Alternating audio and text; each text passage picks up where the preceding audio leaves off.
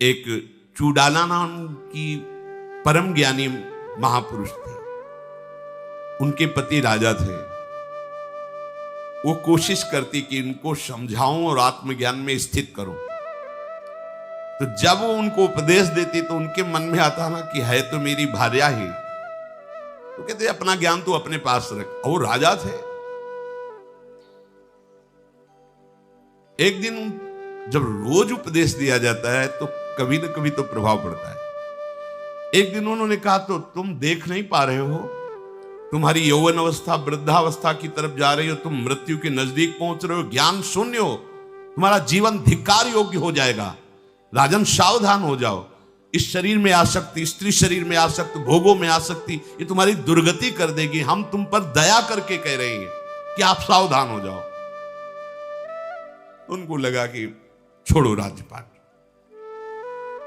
और वैराग्य धारण कर लो। ये प्राय रोज हमको बोलेंगी और बात भी सही है। शरीर तो नाशवान है, आज नहीं तो कल नष्ट होगा, मुझे इनकी बात मान लेनी चाहिए। अगर उनको ये बात समझ में आ जाती कि जो हमको वैराग्य प्रदान कर रही है उसी के आगे हाथ जोड़कर बैठ जाए कि अब आगे क्या करना है, तो कहीं नहीं जाना पड़ता, वहीं सब कुछ बोध प्राप्त हो जाता। क्योंकि बोध संपन्न महापुरुष थी चूडाला। अब वो छोड़ दिए राज्य। उनका नाम सिखित ध्वज था। पहाड़ों में जाके एक कुटिया बनाई, झोपड़ी कुश की, और घोर वैराग्य से रह करके भगवत चिंतन का अभ्यास करने लगे। पर अशांत चित्त रहता, बार बार मन में आता राज्य कैसा चलता होगा, इतना मुझे प्रेम करने वाली मेरी भार्या कैसे रहती होगी, मेरे पुत्र, मेरी प्रजा में क्या होता होगा। अंदर जलन, अशांति। जब दुचित होता है तब अशांति बहुत होती है। दुचित कबहु परितोष न लाही। इधर घोर वैराग्य से रहना और अंदर से राग इस बात का। अब चूडाला जी सिद्ध पुरुष थे। उन्होंने विचार किया कि पत्नी भाव से तो समझ नहीं पाए, इनको सुख पहुंचाने के लिए इनका पूज्य भाव धारण करना पड़ेगा हमें, क्योंकि पत्नी पे पूज्य भाव नहीं होता। देखो, उत्तम बात यह है कि जहां से हमें ज्ञान मिले, जहां से हमें भगवान की प्रीता मिले, हम ये नहीं कहते कि तुम उनका चरणामृत उतारो, पर अगर वो भाई है या पत्नी है या कोई भी है, वहां मन से उसको गुरु रूप से वरण कर लेना चाहिए।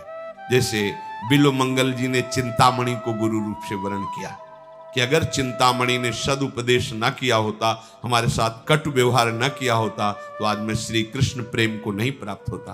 पर प्रायः होता है नजदीक के संबंधों में ऐसी पूज्य भावना नहीं बन पाती है। बड़ा उपदेश करती है तो पत्नी ना, ये भाव नहीं होना चाहिए।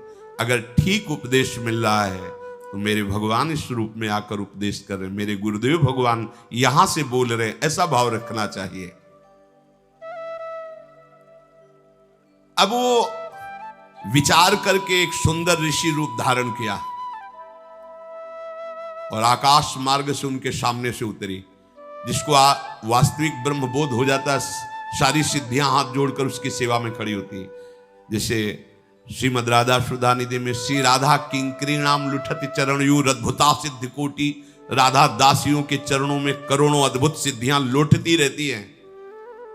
आकाश, अब ये क्यों दिखाया? क्योंकि श्रद्धा बनेगी ना।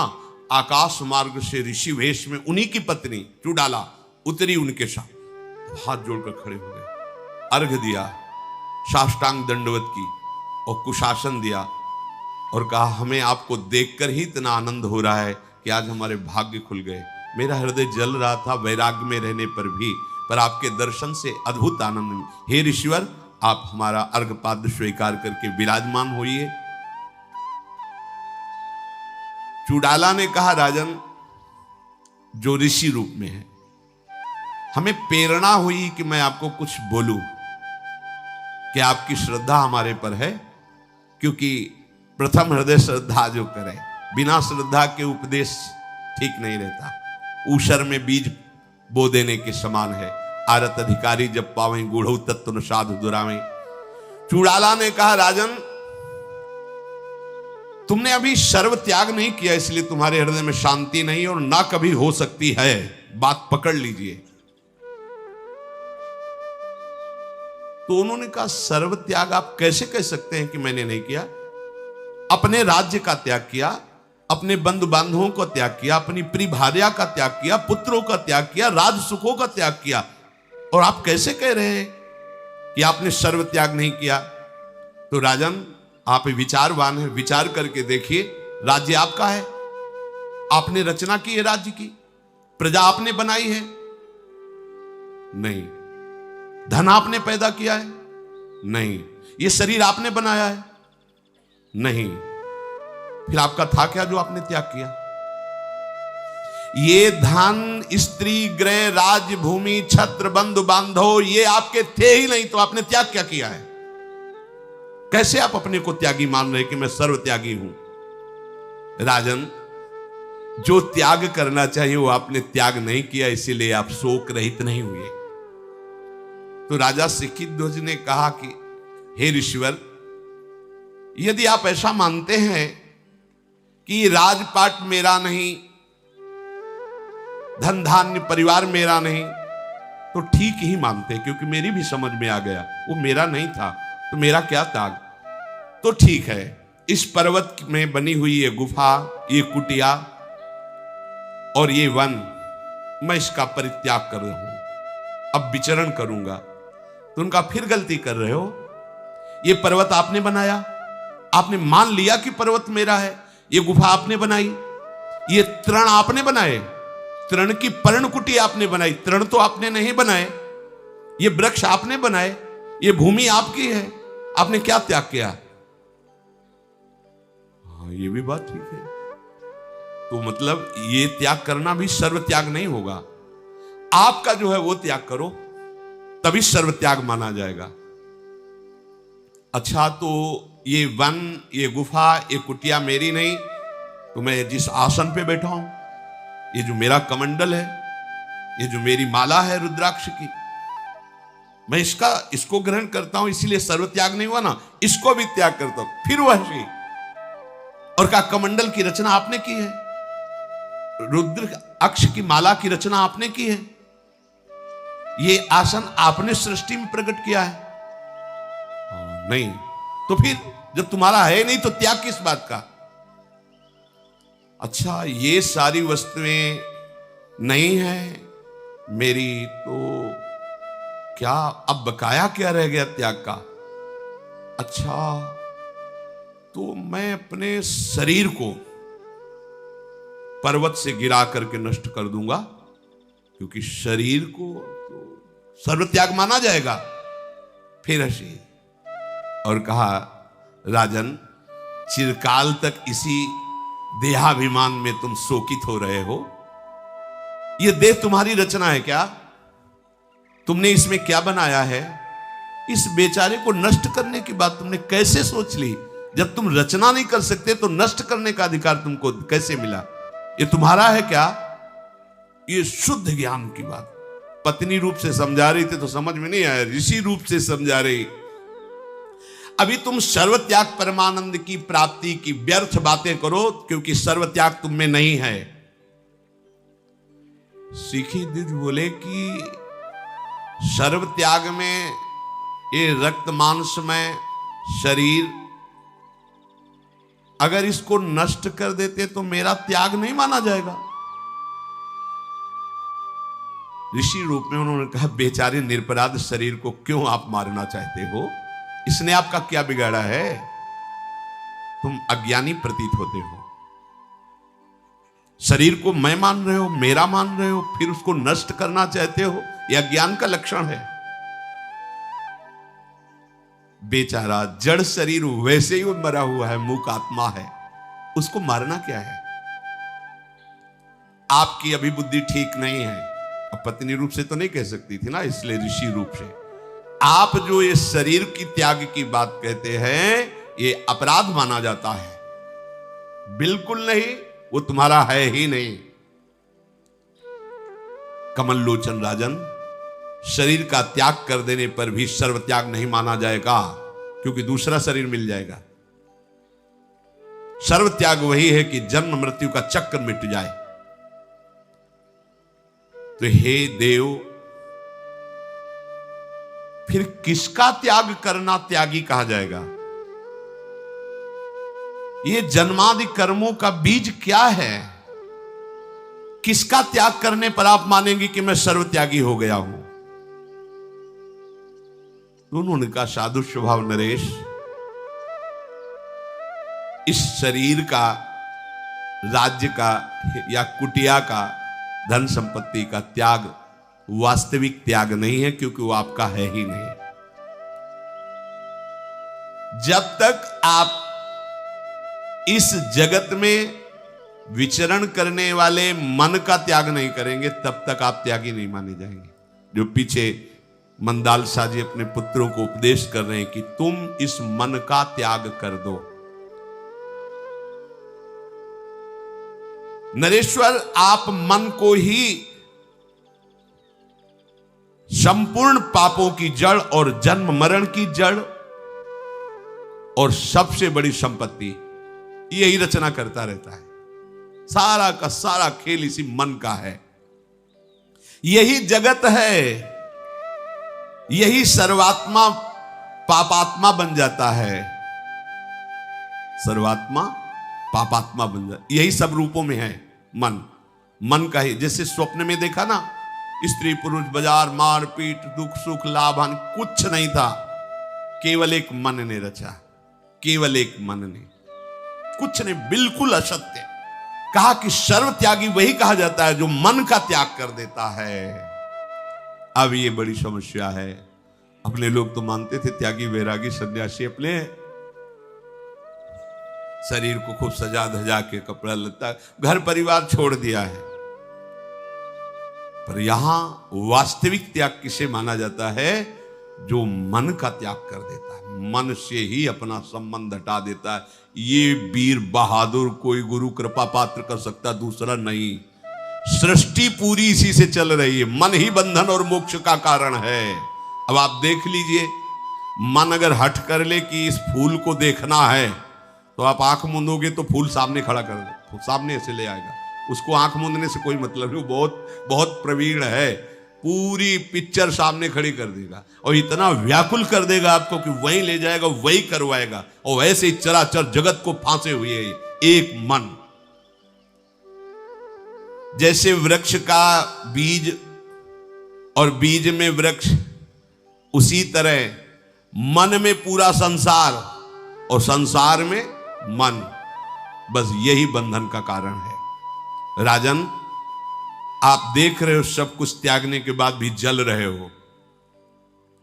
जैसे कई प्रश्न आते हैं कि बड़े बड़े अधिकार और पदों में कि मेरा मन अशांत है, जलता रहता है। मतलब जहां शांति की खोज कर रहे थे, वो सब होने पर भी शांति नहीं, अर्थात शांति कहीं और है। वो है श्री भगवान के श्री चरण, वो है प्रभु का नाम, प्रभु की लीला गायन, प्रभु के चरणों की भक्ति। जो ज्ञान से प्राप्त होता है वो भक्ति में, रास्ते में प्राप्त हो जाता है। मम दर्शन फल परम अनुपा, जीव पाव निज सहज स्वरूपा। अपने आप ब्रह्मबोध हो जाता है। उसको ब्रह्मबोध के लिए अलग साधना नहीं करनी पड़ती। राजन, मन का त्याग ही सर्व त्याग है। बड़ी कठिन बात। पहले तो मन को जानना। अभी कई बार सत्संग में कहा है कि लोग पीएचडी पढ़ अलग अलग जगह करते, साधु महात्मा मन की पीएचडी करते हैं। मन की एक एक वृत्ति को देखते रहते हैं, उसकी एक एक चाल पर नजर रखते हैं। और वही नजर रख सकता है जो मन से अपनापन हटा दे। मन का त्याग का मतलब, जैसे हमने घर त्यागा, परिवार त्यागा, तो वास्तविक को मेरा था ही नहीं। सबसे ज्यादा प्रिय चीज, सबसे ज्यादा बंधनकारी क्या है? मन। देखो ना, सब परेशान हैं इसी में और इसी की आज्ञा का सब पालन कर रहे हैं। बस जो गुरुमुखी हो गया और मनमुखी चाल को रोक दिया, वही महात्मा। नहीं तो चाहे 100 गुरु बना लो, ये सबसे बड़ा गुरु तुम्हारे अंदर बैठा हुआ है। मन ये अपना ही चेला बना के रखेगा।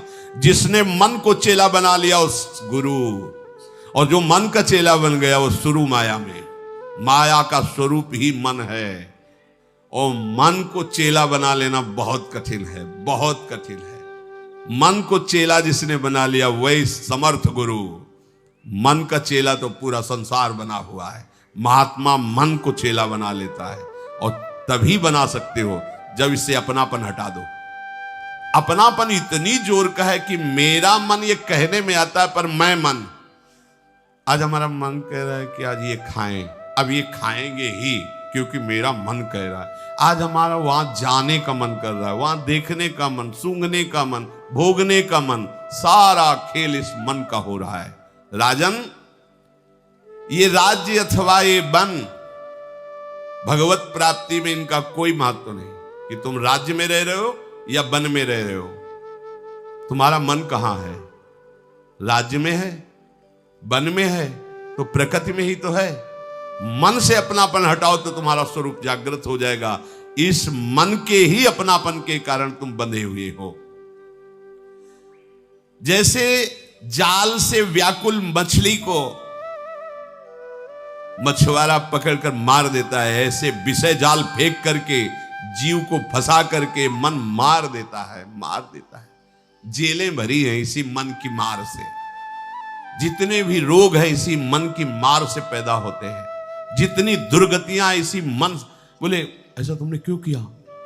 वे बहुत समझाया, मन नहीं माना, गलती हो गई। अब गलती क्या? अब तो 20 साल सजा काटो, जाके जाओ भोगो जाके। भयानक रोग, भयानक पीड़ा, भयानक दंड, थोड़े से अपराध का वर्षों तक भोगना पड़ता है। ये सब क्या? मन ने विषय जाल फैलाकर मुझे फंसा लिया, और जैसे मछुआरा मछलियों को मार देता है, ऐसे वो हमारी दुर्गति किए दे रहा है मन। तो उन्होंने कहा कि मुझे ये समझ में नहीं आ रहा कि मन को कैसे त्यागूं, मन को कैसे त्यागूं। तो उन्होंने कहा कि मन का कार्य है वासना को फेंकना। यदि तुम उसकी फेंकी हुई वासनाओं में मत फंसो तो मन का तुम त्याग कर पाओगे। समझ रहे हो? प्रायः सत्संग में बात कही गई कि मन बिना तुम्हारी स्वीकृति के कुछ नहीं कर सकता। उसका काम है तुम्हारे सामने विषय फेंकना। अब वो इंतजार करेगा तुम्हें मनाने का, बहुत सुख मिलेगा। देख ले, इस बार तो बहुत आनंद तुम्हें दिलाएंगे। बस तुम हां बोलो, जहां हां बोले तहां वो तुमको फंसा के ऐसे दलदल में खड़ा कर देगा जहां से निकल नहीं पाओगे। इसीलिए गुरु कृपा पात्र जन बिल्कुल इस दुश्मन से सावधान रहते हैं। मन की फेंकी हुई वासना से सावधान रहते हैं। ये भगवत कृपा है जो आपको सुनने को मिल रही। नहीं, ये बातें अध्यात्म की, परमार्थ की हमारे कानों तक नहीं पहुंच पाती हैं, और हम केवल मन के विलास की पूर्ति के लिए ही अगर जाते हैं तो संतों के पास केवल मन के विलास की पूर्ति के लिए। और संतों के पास किस लिए जाया जाता है? मन की वासनाओं के जाल को काट कर मन को निर्मल करके भगवत साक्षात्कार करना। अगर संतों के पास भी वही मनमानी चीजें प्राप्त हो, मन की वासनाओं की पूर्ति हो, तो फिर निवृत्ति कहां होगी? कहां निवृत्ति होगी? से सावधान। राजन, ये मन वासना फेंकता है, और इस वासना का त्याग करना दुस्साध्य है। इसीलिए फिर हम आपसे कहते हैं, सब ज्ञानों का ज्ञान है, भगवान के चरणों का सहारा लेकर नाम जप करो, जड़ से वासना नष्ट हो जाएगी। तुम्हारे ज्ञान विज्ञान की इतनी समर्थ वृत्तियां नहीं है कि असत है तुम असत बोलोगे पर उसी में रमण करोगे। ध्यान धर लेना। वो एक महात्मा बड़े दयालु थे, पक्षियों की भाषा जानते थे, तो पक्षियों को बुलाया और कहा, तुम सब याद करो मेरी बात। बहेलिया आएगा, दाना डालेगा, जाल बिछाएगा, फंसना नहीं। याद करो सब। हाँ बोलो, हमने क्या बोला? बोले बहेलिया आएगा, दाना डालेगा, जाल बिछाएगा, फंसना नहीं। ठीक। महात्मा जब स्नान करके लौट रहे थे तो हजारों पक्षी जाल में फंसे थे, वो बोल रहे थे बहेलिया आएगा, जाल बिछाएगा, दाना डालेगा, फंसना नहीं। अरे बोले मूर्खो, तुमको ये पाठ करने के लिए नहीं बोला था, समझाया था, फंस गए तुम। बस हमारा ज्ञान इतना ही है, संसार सब असत। अरे भैया ये सब माया है। देखो ना, आप स्मशान की तरफ जा रहे हो तब आप देखना, वहां से जब लौट रहे हो ना, भैया रो मत, जितने हैं उनको संभालो, सबको मरना है। पर वो होश नहीं, बस वही बहेलिया आएगा, दाना डालेगा, जाल बिछाएगा, फंसना नहीं। ज्ञान की बातें कर रहे हो, फंसाओ उसी में फंस रहे हैं। तो हे राजन, मन की वासनाओं का त्याग करना बहुत कठिन है। तो मन की वासनाओं का कैसे त्याग करें? तो इसका मूल है अहंकार। बहुत सुंदर ज्ञान का उपदेश किया है। मन हमें किससे फंसाता है? वासना से। और वासना कैसे हमको आकर्षित करती? अहंकार से। मैं पुरुष हूं, अगर ये अहंकार ना हो तो किसी भी माई बहन में आसक्ति नहीं होगी। मैं स्त्री हूं, इस अहंकार देहाभिमान के कारण ही हमारी अन्यत्र आसक्ति होती है। मैं भोगता हूं, इसी भाव से हम हर विषय को भोगते। ये खास शुद्ध बात। इस मन की वासना का मूल क्या है? तो बोले अहंकार। अहंकार ही इसका मूल है। अतः आप इस अहंकार को जड़ सहित उखाड़ फेंकिए और आप देखिए आपके हृदय आकाश में ब्रह्म प्रकाशित हो रहा है। सिखी ध्वज ने अपनी ऋषि जो उपदेश करे उनके अनुसार वैसे ही चिंतन प्रारंभ किया तो देखा कि अंतःकरण धर्म में अहंकार स्फुरित हो रहा है। मैं नहीं हूं। उसी क्षण उनकी कृपा से ब्रह्मबोध को प्राप्त हुए। तब उन्होंने कहा कि राजन, मैं और कोई ऋषि नहीं हूं, तुम्हारी पत्नी चूड़ाला हूं। उस समय पत्नी रूप में थी तो हमारी बात नहीं समझ पा रहे थे। अब हृदय से आनंदित हुए और राज्य में लौट गए, ब्रह्मबोध प्राप्त करा।